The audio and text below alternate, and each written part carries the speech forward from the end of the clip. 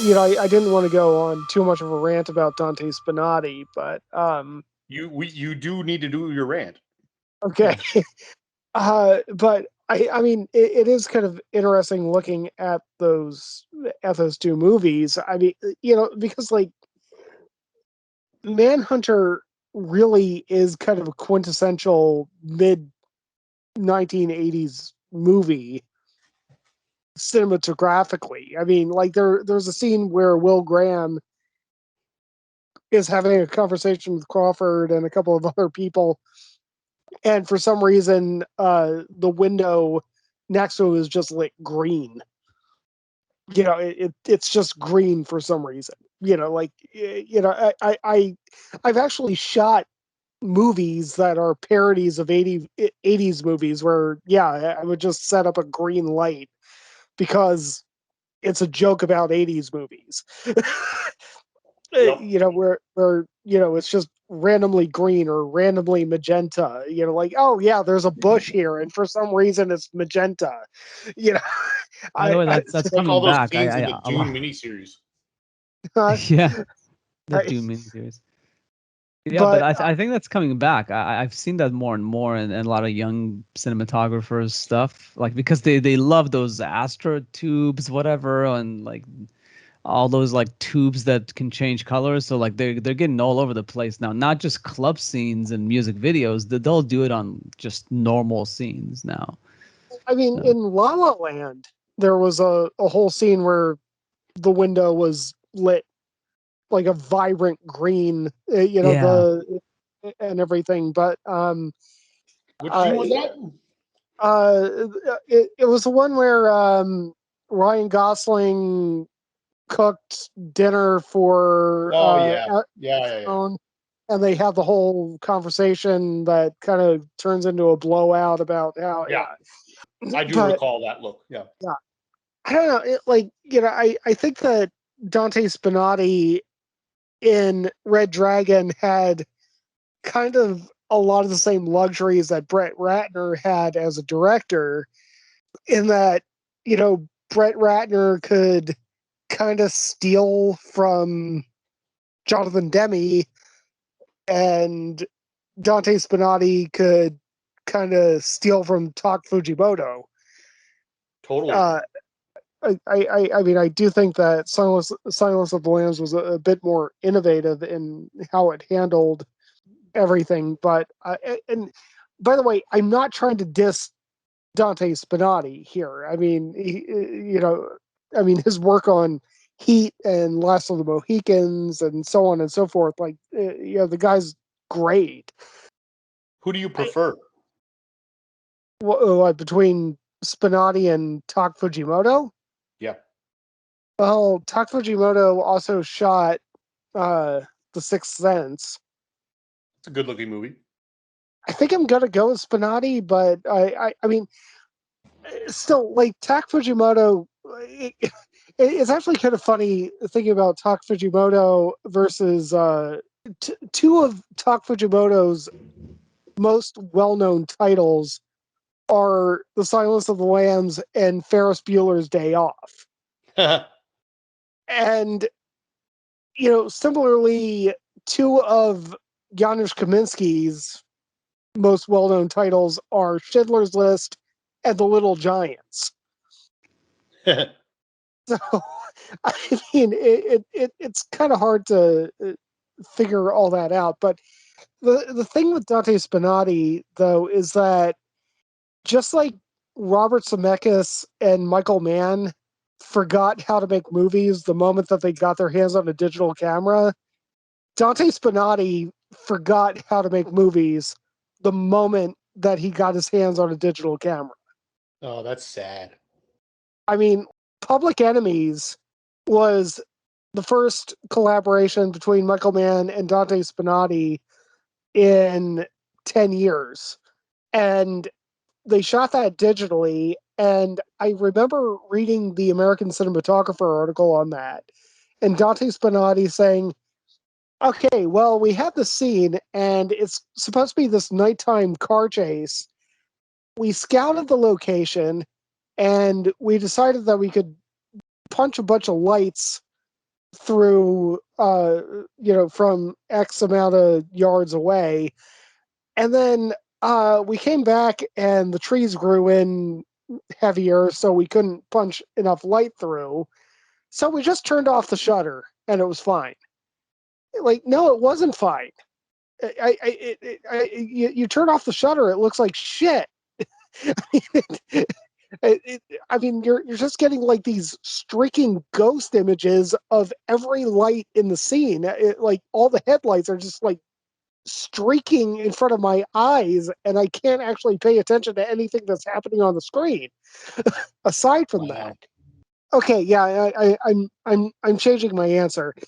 90s Dante Spinotti, brilliant, one of the best cinematographers in the game.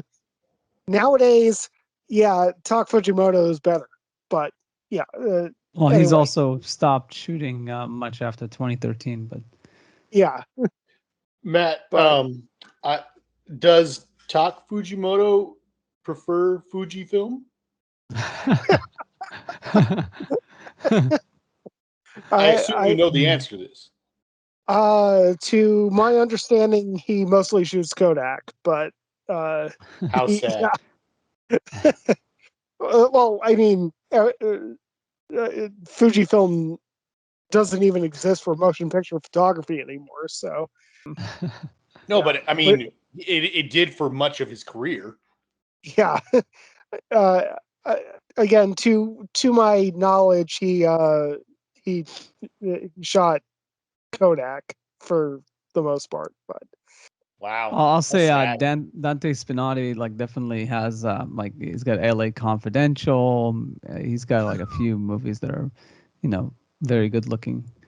But yeah, it is weird how that some sort of laziness, like once they got digital, like they just didn't try as hard. And then the whole thing with the shutter, you can do the shutter thing. You can blur the image on a film camera and it's going to have the same effect, but nobody ever did it. For one thing, because it's complicated to do on the film camera versus the digital. And it's just like, how do you not, as a cinematographer, know that it changes the look of the scene? Sad. How do you accept that? And it's sort of passable, I think, in Collateral. They did that a few times, but not nearly as badly, I guess, as some of the things that Matt is talking about.